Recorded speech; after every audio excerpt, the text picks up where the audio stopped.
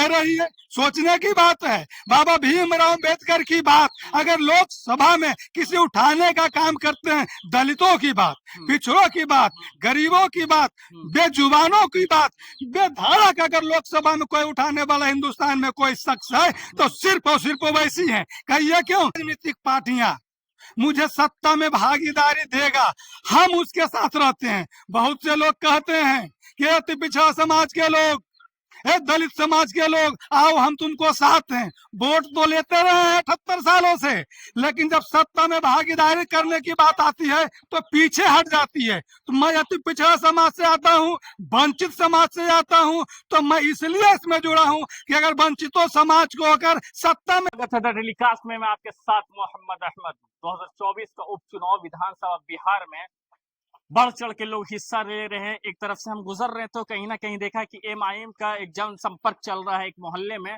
तो उसी दरमियान एक शख्स दिखे जो कि लोग एमआईएम को कहते हैं कि मीम की पार्टी है, लेकिन आप देख सकते हैं इनको एमआईएम के साथ जनसंपर्क में है। आखिर क्या सोच के जनसंपर्क में जुड़े हैं, इनसे जानने की कोशिश करेंगे। और ये कहाँ से हैं और जुड़ने की कोई खास वजह है? क्या नाम हो गया आपका? मेरा नाम अनिल पाल होगा।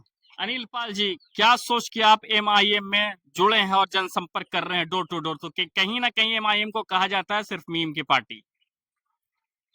देखिए, मुझे जो समझ में आया कि देश आजाद हुए 78 वर्ष हो गया और हमारे देश में दलित समाज, अति पिछड़ा समाज सत्ता से कोसों दूर है। इसीलिए अब लोगों को लग रहा है कि जो भी राजनीतिक पार्टियां मुझे सत्ता में भागीदारी देगा, हम उसके साथ रहते हैं। बहुत से लोग कहते हैं कि अति पिछड़ा समाज के लोग, दलित समाज के लोग, आओ हम तुमको साथ हैं। वोट तो लेते रहे हैं 78 सालों से, लेकिन जब सत्ता में भागीदारी करने की बात आती है तो पीछे हट जाती है। तो मैं अति पिछड़ा समाज से आता हूँ, वंचित समाज से आता हूँ, तो मैं इसलिए इसमें जुड़ा हूँ कि अगर वंचितों समाज को अगर सत्ता में भागीदारी लेना चाहते हैं तो एआईएमआईएम में ही मिलेगा। चूंकि काहे मिले? आपको लगता है कि एमआईएम में वो सत्ता भागीदारी मिल सकती है? बिल्कुल। अगर नहीं मिलने का रहता तो यहाँ 4 विधानसभा में से मात्र अभी 2 विधानसभा पर चुनाव हो रहा है, जिसमें से एक दलित समाज को टिकट देकर इन्होंने साबित कर दिया है कि ये जो राजनीतिक पार्टियां हैं सिर्फ मुस्लिमों का नहीं है, ये दलितों का है, अति पिछड़ों का, सबों की पार्टी है। सबों की पार्टी। लेकिन यही सब आप देखते हुए, लेकिन अभी का जो देश का हालत है उस पर आप क्या बोलना चाहेंगे? अरे भैया क्या बोले, जो सत्ता में शुरू से ही रहते आ रहे हैं वो नहीं चाहते हैं कि समाज के लोग जो जो कमजोर तबके हैं, जो अंतिम पायदान पर रहने वाले लोग हैं, वो सत्ता में नहीं आए। इसीलिए भाजपा वाले लोग, आरएसएस वाले लोग धर्म का घुट्टी पिला रहे हैं, हिंदू मुसलमान कर रहे हैं। हिंदू मुसलमान करने से अब चंदन टीका लगाने से, धर्म की बात करने से क्या सत्ता में भागीदारी हो जाएगा? अगर वो चाहते हैं कि हम हिंदू की पार्टी है तो लोकसभा विधानसभा में क्यों नहीं अति पिछड़ों को सबसे ज्यादा भागीदारी देते? पिछड़ों की सम्मान ओवैसी की पार्टी एमआईएम देगी।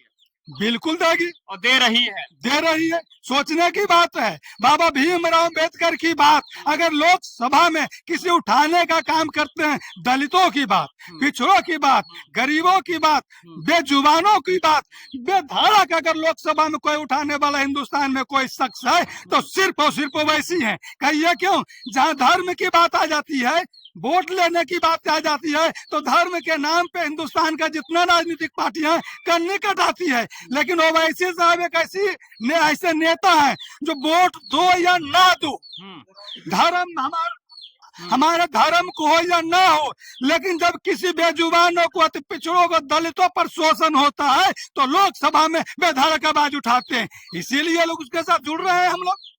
अनिल पाल जी, तो ये बताइए कि आपको लगता है कि एमआईएम यहाँ सरवाइव करेगी?